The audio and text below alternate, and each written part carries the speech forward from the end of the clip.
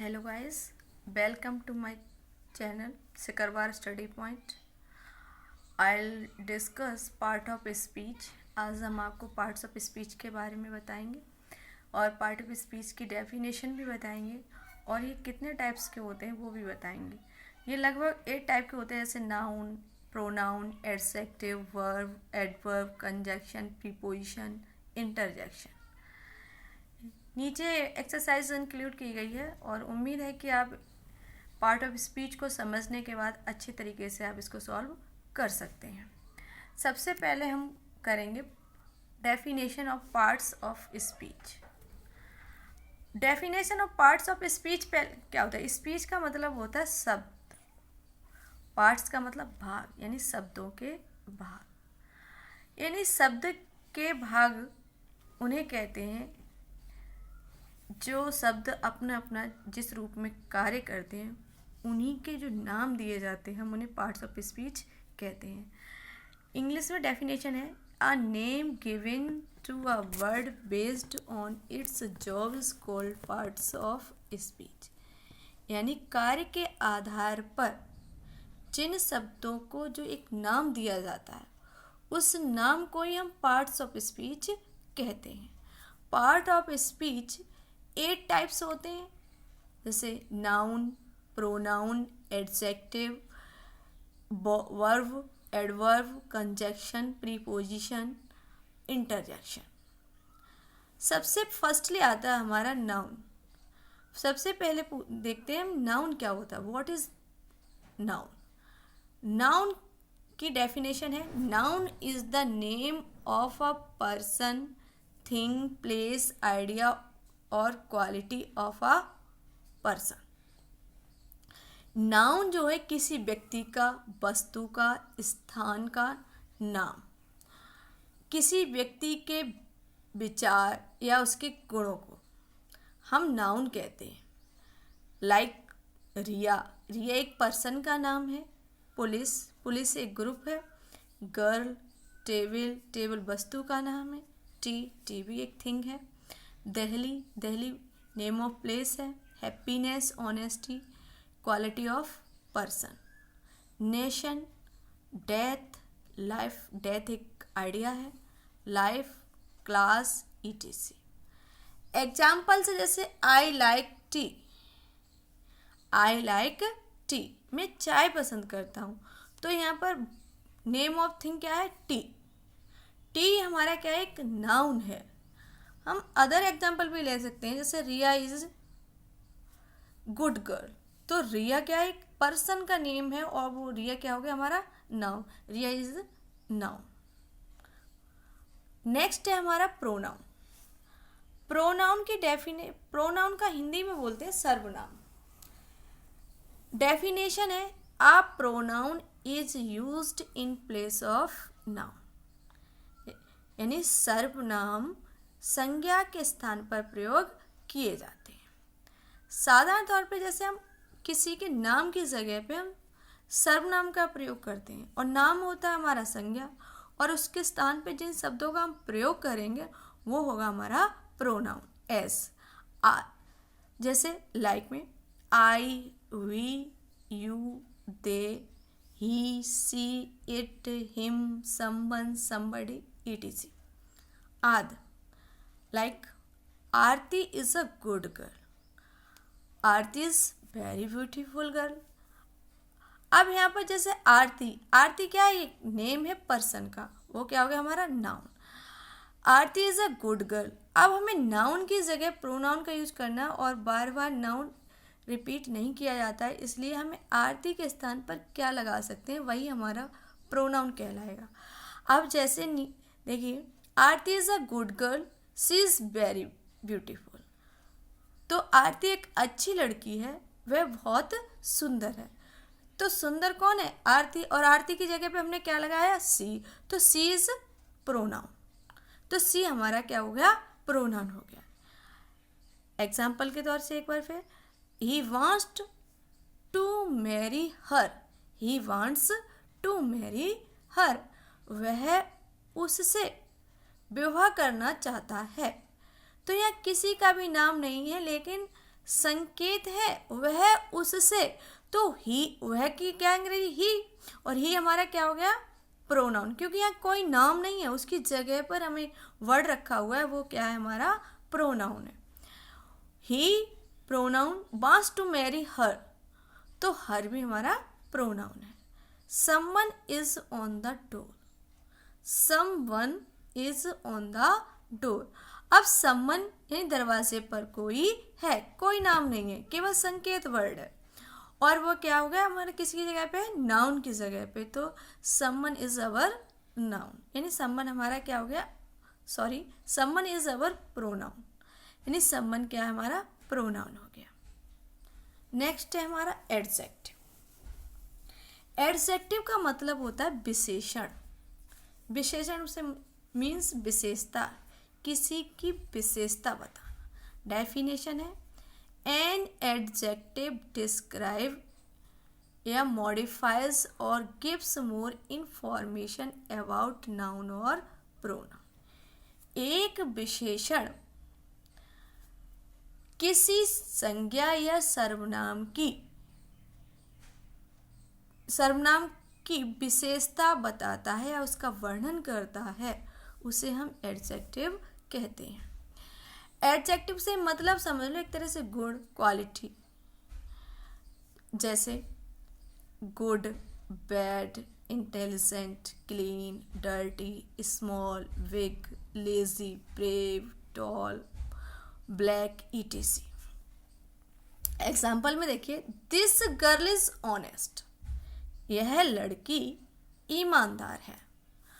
अब यहाँ पर गर्ल क्या है, नाउन है, और गर्ल को मॉडिफाई कर रहा है दिस, यह लड़की, यानी फोर्स कर रहा है, यह लड़की कैसी है, ईमानदार, और लड़की की विशेषता क्या है हमारी, ऑनेस्ट, तो ऑनेस्ट क्या हो गया हमारा एडजेक्टिव, लड़की ईमानदार है।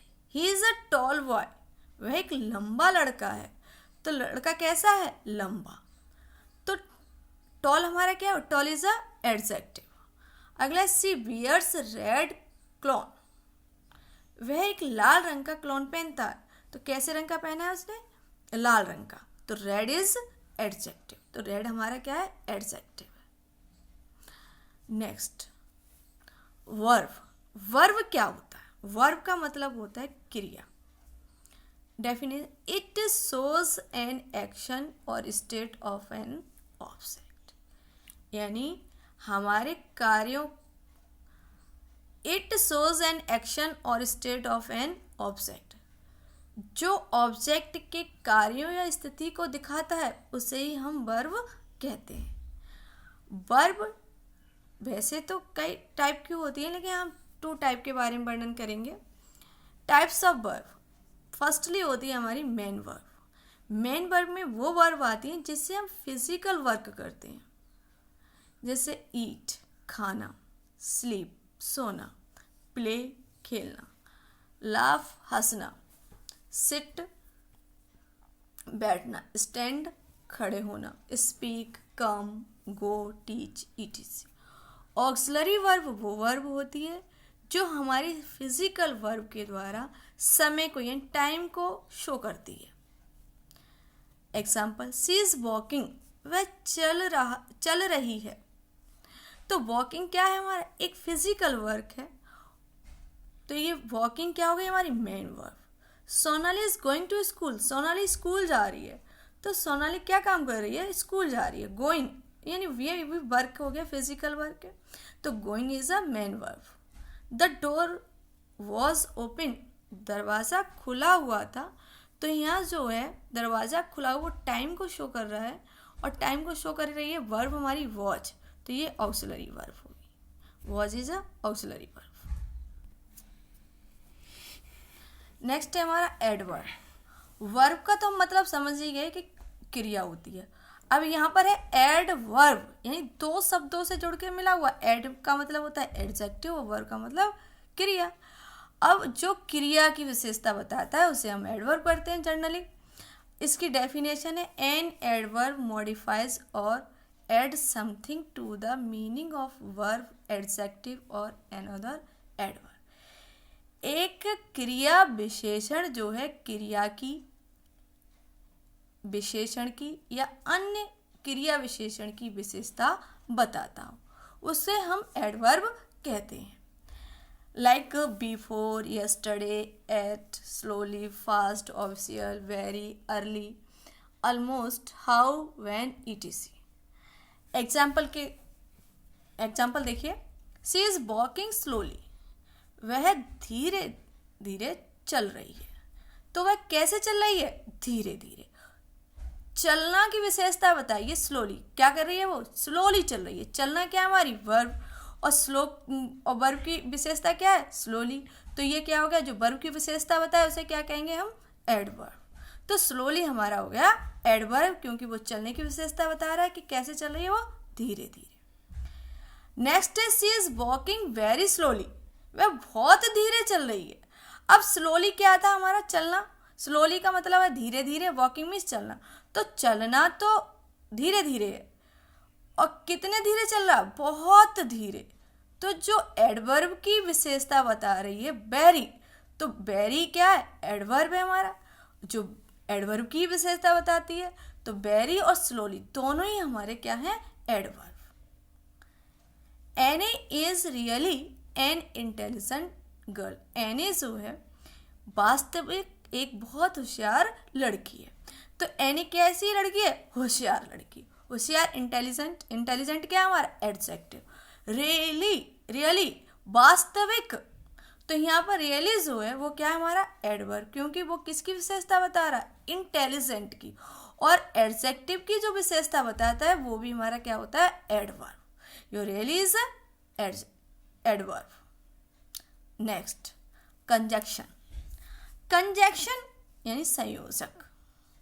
संयोजक का मतलब होता है जोड़ना, यानी दो क्लोज हो, दो शब्द हो या दो सेंटेंस हो, इन शब्दों को क्या करता है? वो ज्वाइंट करता है।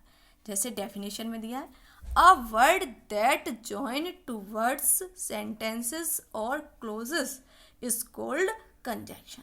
वे शब्द जो दो शब्दों को, दो वाक्यों को, दो उपवाक्यों को जोड़ते हैं उन्हें कंजक्शन कहते हैं। जैसे like such as, but, both, because, as well as, यहाँ मिस्टेक हो गई भाई, एज और लगाएं, दैट, देन, नाइदर, आइदर और etc।